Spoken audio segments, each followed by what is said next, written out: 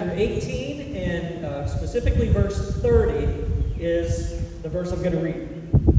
And this is in the King James Version, because that's the only translation that would have been available in English back in 1849.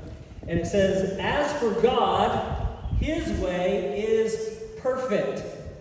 The word of the Lord is tried. He is a buckler to all those that trust in him." And so I want to take just a few moments tonight talking about that verse for you. And here's what I want to say. Here's the main thing, all right? I'm just going to get right to the main point first. God is a perfect guide to all those who trust him. You know, we're going to navigate some hardships in life. I don't know what you've been through. Maybe some of you have been through some pretty hard things already. Maybe you're in the middle of some stuff.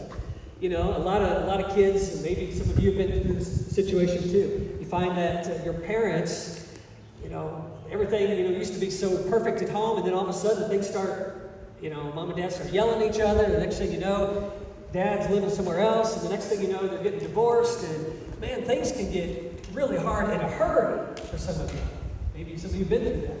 You know, maybe you got issues at school where maybe you're, you know, experiencing what it's like to be bullied by some kids, and you're just always picked on or made fun of. Sometimes life is just, well, it's hard. We go through difficult things. Maybe you've got friends that you know, try to get you to do things that you know aren't right, but you feel like you kind of need to go along if you want to stay friends with these people. And you know, pretty soon maybe you're doing some things you never thought you'd be doing, and maybe you've made some pretty bad decisions along the way. So I've made bad decisions. Everybody makes bad decisions at some point or another. I'll bet if you ask some of your troop leaders, if they're honest enough with you, they'd probably say, I've done some really stupid things in my life. You know, everybody has. I'll tell you one of my stupid things that I've done. It was actually just right across the highway on one of the trails here. I've done some trail running, and these are beautiful trails to hike and to run on if you like doing that kind of thing. But I went out one fall afternoon, and all the leaves had fallen off the trees, and they were covering the path. I'm like, yeah, I know that's probably not, you know, ideal, but I've run these trails a lot. I know where they go anyway. I think I can handle it. So I started out, and I took off, and you're just running over leaves, and you can't really, you know, watch your step very carefully. And I knew I should have done this, but I hit a tree root, you know, that was on the path that I just could not see, and my ankle just went like, you know, and that's not good for an ankle to do that. And I heard something pop, and I'm like, oh. So here I'm at, you know, halfway, maybe not even halfway, a quarter of a mile, let's say, on this trail, and my ankle is just like swelled up, probably not that big, but I'm exaggerating a little bit, and it hurt, and I had to, and then nobody was with me. I had to hobble back to the trailhead start, then into the parking lot, get my car. Man, I just thought to myself, that was a really stupid decision. I wish I would not have done that. But you know, we can do that in life. You know, a lot of times we make bad decisions, but when it comes to our spiritual journey, I'm just here to tell you tonight that God is a perfect guide. He will never lead you wrong. He will always guide you in the right direction. What did that verse say? As for God, his way is what? Perfect. God is a good God. His ways are always right. They're always true. God will always lead you in the best way for you to go. Now, here's a problem. Sometimes we, you know, listen to so many other people and so many other voices, and you know, social media, you know, has untold numbers of people telling you what you should do, what you shouldn't do, you know, and all these things can be really confusing sometimes. I mean, let's just admit we live in, you know, some really complicated times. It can be confusing. It can be hard to know who to trust in life with those big decisions. It can be difficult to know what the right way is. But I'm telling you that God, this God that we're talking about, his way is perfect. You know, when we talk about the way, I'll just kind of mention this right up front here. We're not right up front anymore, but as Bernie had kind of talked about, you know, the message of the gospel of Jesus Christ is ultimately the perfect way to heaven. Jesus said in John chapter 4, verse 6, I am the way, the truth, and the life. No one comes to the Father except through me. Listen, I don't know what's going to happen tomorrow on your hike, if you're going to find your way to wherever you're going, if you're going to get lost along the way, what's going to happen. But I do know this, that Jesus is the way for us to heaven. There's no other way. There's just one route to get there, and it's through Christ. It's through what Jesus did for us on the cross. When he came from heaven, when he came down into our world, when he lived a perfect and sinless life, he did that for us. And he took the nails in his hands and his feet, and he felt the spear in his side, and he wore the crown of thorns on his head as he died on the cross so that our sins could be forgiven. That's the only way our sins can be dealt with. The only way that we can be made right with God is through what Jesus did for us on the cross. And so when we put our faith and our trust in him, he becomes for us the way to everlasting life, the way to heaven. There's only one way, and it's through Jesus. So God, this God, his way is perfect, and he made a perfect way for us to know him, for us to know what it's like to have our sins forgiven, to be right with God, and to know that when the end of the day comes in life, when we die, that we will be with him for all of eternity. I can't think of a better way than that. So as for God, his way is perfect. And the next part of that verse says, it's a little bit different in the King James than I'm used to. It says his word is tried. This page flipped on me, didn't it? If you were watching that. His word is tried. That means it's been proven true. That's kind of how some of the newer translations read it. His word is, every word of God is true. You know, this Bible is from 1849, but I'm telling you, God's been speaking true words from the very beginning. Everything that God says is true. And we can count on his word 100% of the time for 100% of the situations that we face. Now, a lot of people think kind of like the Bible, this Bible, you know, it just belongs on maybe a shelf with a lot of other history books, you know, but there's nothing super special about it. But I want to tell you that the Bible is the Word of God, and every word that God speaks is true. There's a verse in 2 Timothy chapter 3 that says, all Scripture, all the way from Genesis to Revelation, all Scripture is God-breathed. And it is useful for teaching, rebuking, correcting, and training in righteousness, that the man of God may be thoroughly equipped for every good work. So in other words, it's not just a book to put on a shelf somewhere to be admired from a distance. It is the very Word of God breathed out to us. And it's 100% true, and it's perfectly relevant to your life. You want to know how to get along with people better? Look at the Bible. You want to know how to manage money better? It's in the Bible. You want to know all about dating, relationships like that? Maybe you're all too young for that. But stuff like that is in the Bible. It talks about marriage. It talks about just how we use our words. You know, it talks about being honest with one. All these things that the Bible said, it's true, and we can believe it because God is true. So every word proves true. Here, I'm going to give you something that you can take home with you. Put this in your back pocket, so to speak. Here's a question I'm going to pose for you, by which you can evaluate all those people talking into your life, whether it's friends, school, whether it's social media. You can even use this to evaluate me, your preacher. Here's the question. What does the Bible say? All right. I want you to repeat that back to me just to make sure that I understand that you get it. You ready? What does the Bible say? All right. I'm telling you, you need to hang on to that question. And you need to use it to evaluate things that you hear in life. Somebody says something, you're not really sure about it. Here's the question. What does the Bible say? And then you go and you find out what the Bible says. Because every word of God proves true. You know what I did all day today? Almost all day today? I was trying to unclog a drain in my bathtub.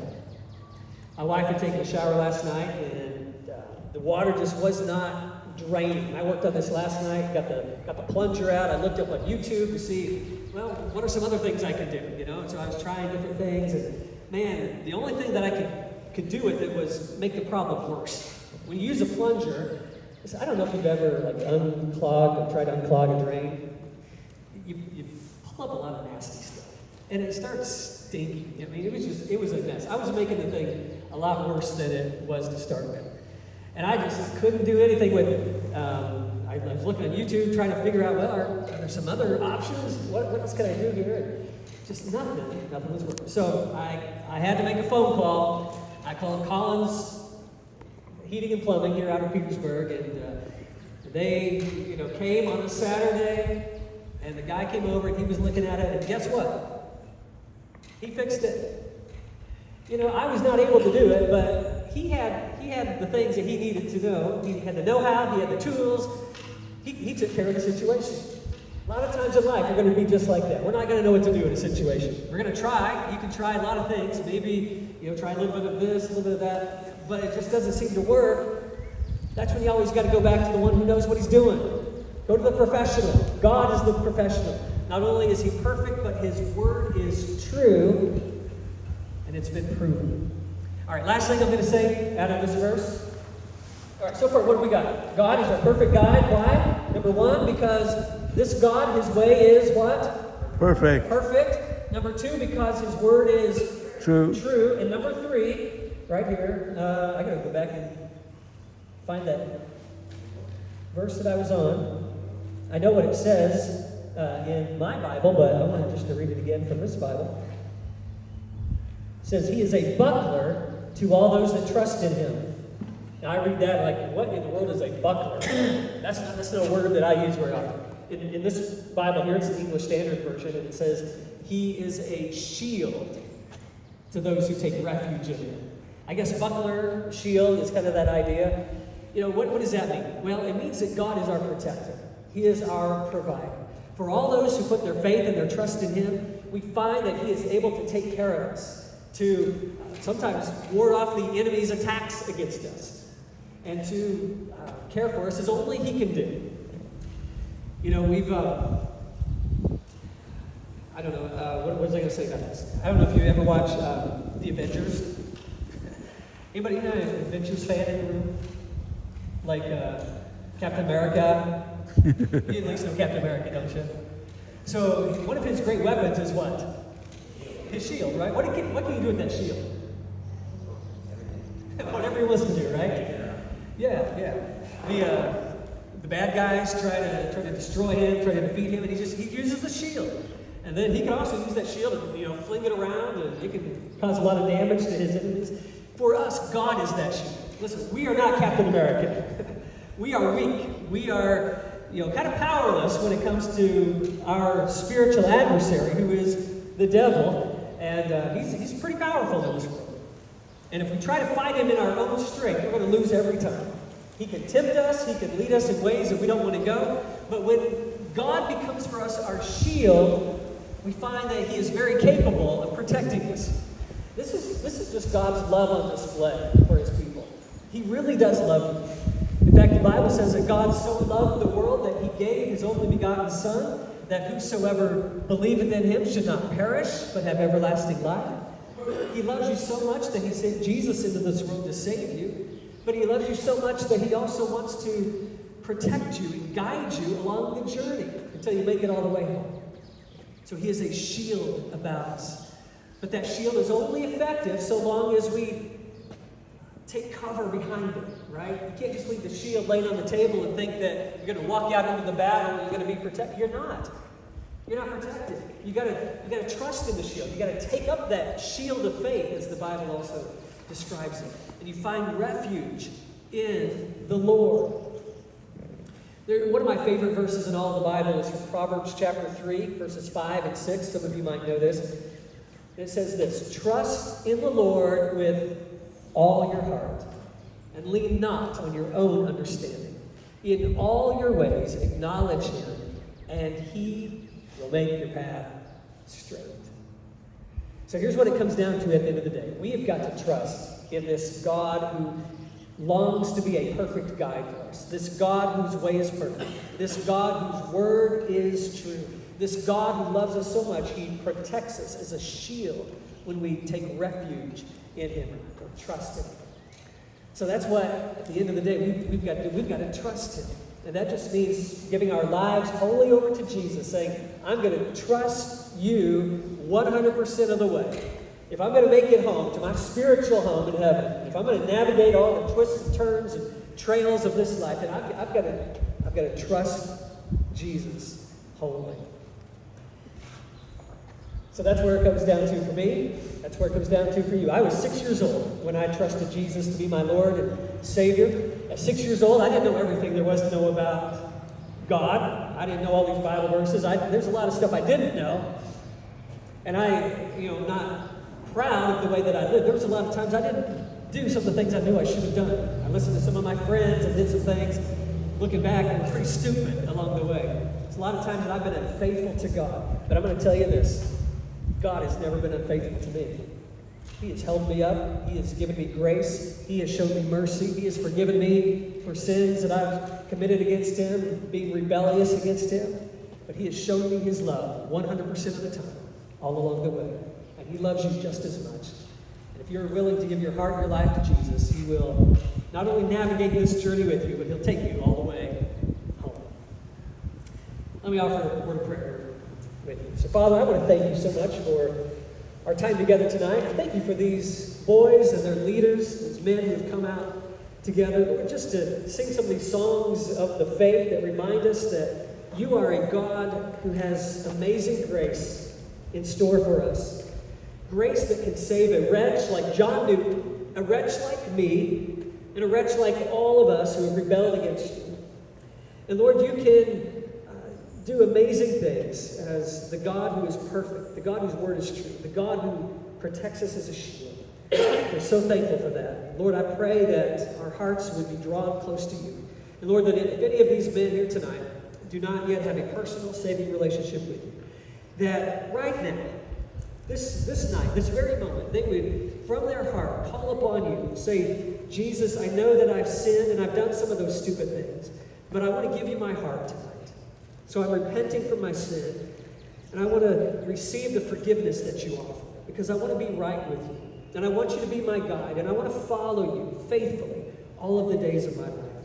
So come in and take over my heart, and lead me in the way that you want me to go. And I'll praise you for that in Jesus' name. Amen.